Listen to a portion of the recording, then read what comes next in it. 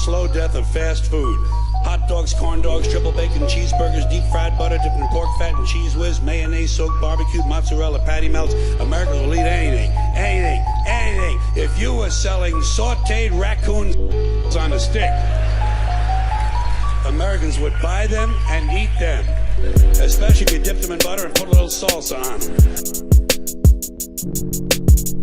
This episode of the Bite Down podcast has been sponsored by the following. Just For You Family Support Services. It's more than business, it's also personal.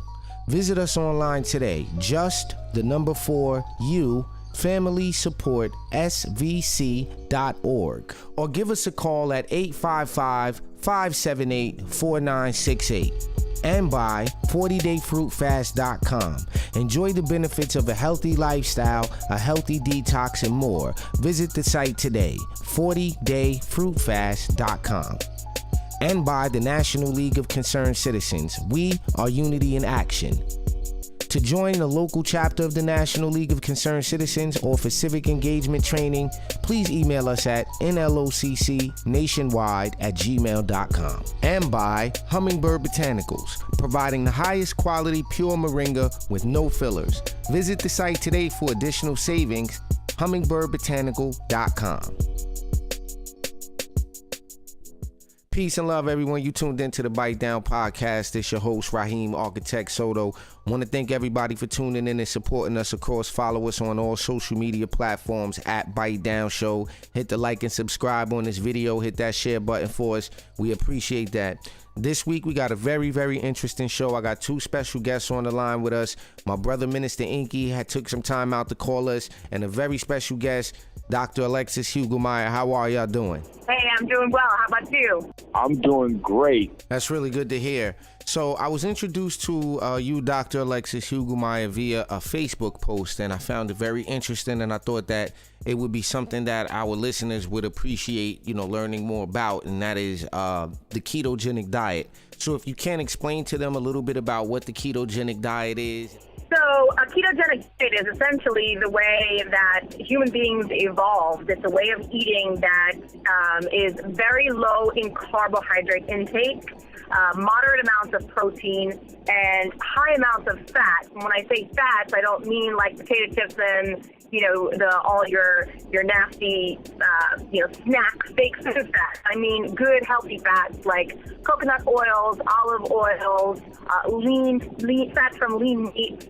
And it essentially conditions your body to go into a superior state of metabolism where your body is using fat as its primary source of energy as opposed to using carbohydrates, which has tremendous health benefits. Wonderful. So can you share with us what type of doctor you are and what your scope of practice is?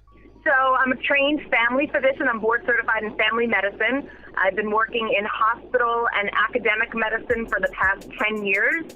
And I also have a private practice, which was, until this year, it was a brick and mortar practice where we focused on wellness, lifestyle medicine, essentially using diet, exercise, stress reduction to improve your health, optimize your wellness if you're living with a chronic condition, or prevent the disease from ever occurring in the first place. So the ketogenic diet was something that was really introduced to patients because it's really not something that we learn in medical school. You heard about low-fat diets, Weight Watchers, calorie counting. You've heard about all these different approaches to weight management, and the ketogenic diet really only started to become popular in the media recently. However, its foundations are ancient. So one of the main purposes of this podcast is to just get people thinking about making healthy decisions with what they eat. What would you recommend someone who's the first time, listener, what would they do to start to make better decisions? And especially with the ketogenic diet,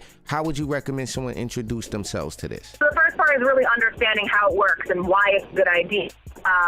A lot of people hear the word ketosis and they think of a potentially fatal condition called diabetic ketoacidosis, which usually stems from diabetics go into a state where because of infection or dehydration or compliance to their medication. They have an abnormally high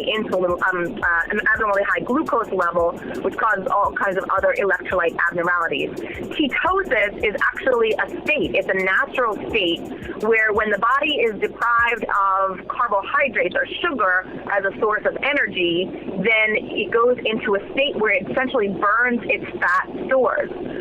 It's a protective mechanism because historically humans would feast and famine. They would only eat when they had food available. So if you imagined, when you were in ancient times and you didn't have food for several days, how do you think your body was still energy efficient enough to go and hunt? How did you not dehydrate and die? That is because your body, when it doesn't have carbs as a source of energy, switches into a mode where it burns your fat. Fat as a source of energy is much more efficient than carbohydrates. So the way that I would suggest that someone introduce a ketogenic diet into their lifestyle is first and foremost by learning about it, because it is definitely it's very different from a traditional American diet. While it's not necessarily restrictive per se, it does eliminate foods that we are usually accustomed to eating. So the diet really could be used by anyone. Historically, when we see statistically the way that certain socioeconomic groups and certain races, their food habits and their eating habits, those are cultural in nature. They're socioeconomic. They are political. The way that certain groups of people eat historically is very multifactorial. That said, any group of people can use this diet. Any person with any medical condition, of course, under supervision of a physician for some more fragile diabetics and things like that, anyone can use this diet. And in fact, this diet is helping reverse metabolic conditions like diabetes, obesity, insulin resistance, high blood pressure, high cholesterol. And it sounds counterintuitive, right, Raheem? Because you're eating a lot of fat. So how is my cholesterol going to get better if I'm eating a lot of fat? I think the big key probably is what most people don't understand is that the end game of your diet is to feed your mitochondria. That's what produces the energy in the body. And so what the mitochondria essentially uses is electrons. So, your body has obviously it can use sugar as its primary source of energy to convert that into acid, and then the acid will supply the mitochondria the raw material to produce the bioelectricity, if you will, for the body. But it can also convert fat, and what most people don't know is that fat is the most electron-dense source of food in terms of bang for your buck, so to speak. And it doesn't have the residue as most of the simple carbohydrates, because people forget. When you say carbohydrates, that's a big category. That even includes vegetables and fruits. So the most problematic areas of carbohydrates are your box foods, your canned foods, your processed goods. And, having a diet particularly high in fat, and this doesn't mean the part of the meat that doesn't get cooked when you bake it. This is essential fatty acids, I'm sure she's talking to. These are the precursors to all of your cell membranes. This is 80% of your brain is cholesterol. These are the precursors to your vitamin D, your testosterone, your anabolic hormones. So these are key nutrients that so it's not just, when you say fat, when the general masses hear fat, they're gonna wig out. They're not gonna understand. They're not gonna be able to make the connection. So it's about feeding the mitochondria without producing as high amount of residue in the metabolic system as possible, and that's what clean eating is about. It's about getting as much energy out of the food as you can without the toxic and the free radical overload. My next question is simple. What made you guys get involved with wanting to help people in this line of information and what we'll say is non-traditional approaches to healing and making people better? So actually, the model of medicine that I use and the model of wellness that I practice with my patients, like I said, stemmed from lifestyle changes. And so we would talk about diet and exercise at every visit. And what I found is most patients were coming up against a wall when it came to the diet component because they didn't know which diet they should follow. They didn't know which would work for them. Most had tried many diets in the past. Most of them had tried all the diets. And when we think about it, all diets work in the short term. All diets will help you lose weight in the short term. But the key to the ketogenic diet is decreasing constant secretion of insulin. Essentially what happens is when you eat a large carb load, your body secretes insulin, which your body will secrete insulin to control the glucose load, and when the insulin levels plummet, that's when you feel tired and that's when you feel hungry. So the appetite remains constant throughout the day. Your energy levels fluctuate throughout the day, and so most people have trouble maintaining their energy levels, maintaining, they feel starved, they feel tired, they feel deprived on a regular, calorie in, calorie out kind of diet. So when my patients started talking to me and asking me questions about the ketogenic diet, I really hadn't heard much about it. And the acupuncturist, who's also a functional nutritionist in my practice, she taught me everything that I know now about the ketogenic diet. How it started from an evolutionary standpoint. This is how humans ate. And why it's worked, why it continues to work, why it will work for any race, any body type, and so I started incorporating it. I started using it myself. I started prescribing it for patients in a controlled setting for the more fragile, diabetics and people with more difficult medical conditions. And we saw great results. The reason we see great results is because the ketogenic diet helps you sustain energy levels throughout the day because of the fatty fats that we're talking about are MCTs, medium chain triglycerides, which are found in your good healthy fats. They're for stimulating brain function, improving cognition and focus. They're known for improving energy and stamina. They're known for increasing your metabolism. So people were feeling really good on this diet, and because their insulin levels weren't constantly fluctuating, they felt a really significant decrease in their appetite, which helped make weight loss easier. The other main part of this with respect to my patients who I take care of, those with chronic medical conditions were finding that the ketogenic diet helped them with their joint pain and with their sleep and with their anxiety. So on a whole, we were using this diet not only as a weight loss tool, but also for people who are suffering with those constitutional symptoms associated with chronic conditions like autoimmune disease, insomnia, sleep apnea, anxiety, those kinds of things. It just actually, I never thought about that. This was always my hobby. Health and not even health. Health came later. It was science in real time. Science in terms of how the body works and the relationship of the body to the earth. And if you really dig down into it, that's really what optimum health is about.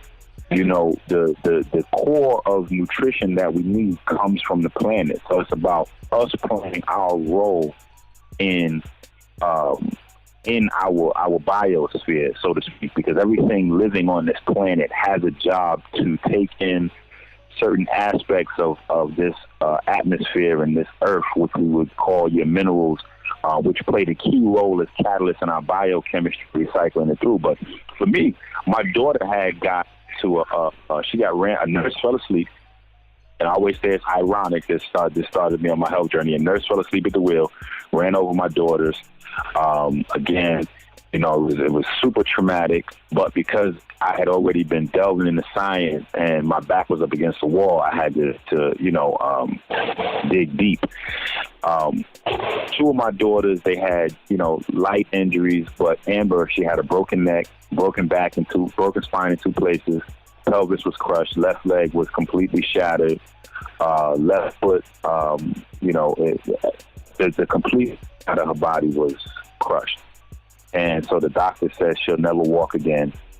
And the accident was August 28th. And I refused to take that for, my answer. And so I went into my little, what we call it was to insult me and get on my nerves. You know what I'm saying? But the family just called my little cabinet, because I had one cabinet in the house with all my herbs, vitamins, minerals, little mixes and elixirs and potions I was creating, and just my little play space to work out my my machinations of my mind, or and so I went there and put together, okay, well, all right, this is what she's going to need. I got to put something in here to rebuild the nerves, and I got to get rid of the inflammation, and I got to help regenerate the red blood cells, and then we're going to need the phosphorus and the strontium and the magnesium and the calcium to build the bone back, and boop, boop, boop, boop, boop. And so, long story short, I came up with this formula, and I started dripping it into her mouth in ICU, got her out of ICU in 3 days, and, eventually she was, late February, March, she was back in school with her friends running around. Yeah, that's incredible. So tonight, somebody's getting ready to prepare dinner. They listen to this podcast. What can they do tonight in real time, of listening to this podcast? What can they do to start immediately? What would you guys recommend? So I think that because it's such a major lifestyle change, the first thing that I would recommend is really researching, reading, and learning. I would say to check out the dietdoctor.com. It's not my website. I invest in it in any way. It's a phenomenal resource for anybody who's starting a ketogenic diet to just learn about what it is, what you can eat, what you shouldn't eat, how to kind of balance the ratios, how it works. There's shopping lists, there's menus, there's food lists. It's really a great resource for someone who's starting. For somebody who wants to dig deeper and learn a little bit more, Dr. Jason Fung wrote a book called The Obesity Code, and it's a fabulous to explain why we're doing this, why this works, why long-term it's a key to helping control weight, helping reduce inflammation, helping prevent disease.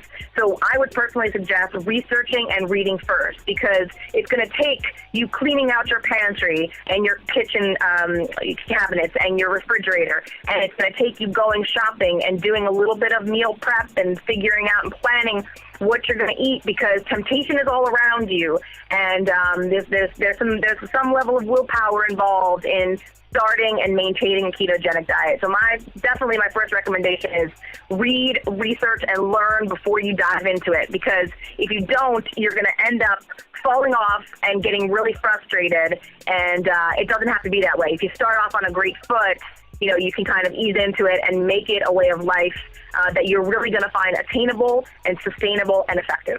I'm going to actually go ahead and tag my partner and jump off the top rope, and I'm going to continue I'm going to continue following that vein and say information is the most important thing. I think that one of the big things for me, and it may help everyone else, was understanding the purpose of eating. So we have to focus in on the fact that we've got to get in these key nutrients. It's about getting in the amino acids our body needs, the essential fatty acids, the vitamins, and the minerals. And the minerals serve to catalyze all of the enzyme reactions and actions in our body. And that is the whole of the biochemistry, with the mitochondria sitting at the center, the epicenter of energy production. You have mitochondria, then you have your nuclear DNA. Your nuclear DNA is in control of the structural you, the bones, the cells, tissues, organs, glands, the proteins, the hormones. But the mitochondria is in charge of animating the structural, providing all of the energy. And so everything that we do diet-wise gets differed down and broken down, regardless to what it is that you eat, to facilitate mitochondria action. And the main key is understanding that purpose. It's not about taste. It's about providing your body with those key nutrients. And I think earlier, Dr. Hugelmeyer, you touched on the fact that people try a lot of different diets and they don't work. One of the biggest reasons why a lot of diets don't work is because they'll get you a short-term goal.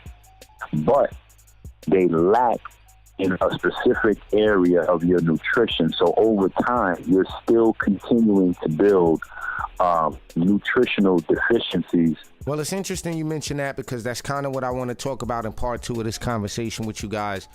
Dr. Alexis Hugelmeyer, let everybody know where they can find you and more about what you're doing. Sure. My website is under construction. I have a virtual wellness group program, which will include ketogenic diet as part of it, launching at the end of this month.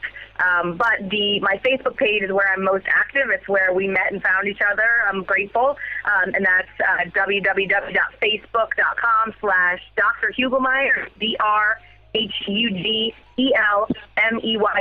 Dr. Hugelmeyer, and you can post a link. I'm happy to, fill like messages or interact with anybody as they come to the page and to learn more information. 40dayfruitfast.com, Instagram, social media. I'm there. But no, you can hit me up, 702-845-9814. Shoot me a text message with your name, and we can get to it. I'd like to thank you both for taking the time to call in and spend some time with us on the Bite Down podcast. We're going to do part 2 of this conversation. So again, make sure to follow us on Facebook, Instagram, and Twitter at Bite Down Show. Send us an email if you need to, bitedownshow@gmail.com. Until next time, peace and love.